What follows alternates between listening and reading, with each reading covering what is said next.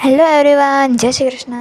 તો અહીં અમે અમારા ઘરના આંગણે જ બેઠા હતા ગોરમાં, એટલે અમે બધી એની પૂજા કરતા હતા. જેટલી સોસાયટીની અમારે નીચે ઉપર બધા જેટલા અમારે બિલ્ડિંગના 3 ફ્લોરમાં જેટલી પણ બધી અમારે જે આંટી હતી એ બધી અહીંયા આવીને પૂજતી હતી. ગોરમાની પૂજા કરતા હતા. એક પછી એક આવી અને બધીના ઘરમાંથી પ્રસાદ ધરતા હતા, માતાજીની પૂજા કરતા હતા અને બધી એકબીજા સાથે હળી મળી અને પૂજા કરતા હતા. પછી આરતી થઈ જાય પછી અમે બધા તેમના ભજન ગાતા હતા અને ગોરમાના તો મુખ્ય 3 જ ભજન હોય, પણ પછી અમે માતાજીના પણ થોડા ભજન ગાઈએ એકસાથે બધી જ એક પછી એક બધી પૂજા કરતા હતા. પછી મેં તો આવી રીતનું કોઈ દી જોયું નહોતું કે ગોરમાને આવી રીતના પૂજા કરાય, પણ પછી મેં મારા મમ્મીએ કીધું કે આ જ્યારે પુરુષોત્તમ માસ આવે ત્યારે ગોરમા અને 4 ગોપીઓ અને પુરુષોત્તમ રાયની પૂજા કરવામાં આવે ને પછી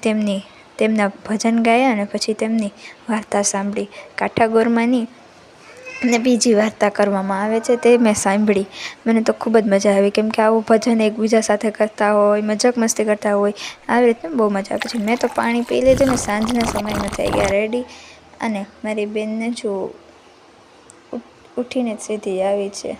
સાંજનો તડકો અમારા ત્યાં આવતો હતો એટલે બધા અબીલ ગુલાલ કંકુ અને ખેતર ખેડવાનું હોય, ખૂબ જ મજા આવે.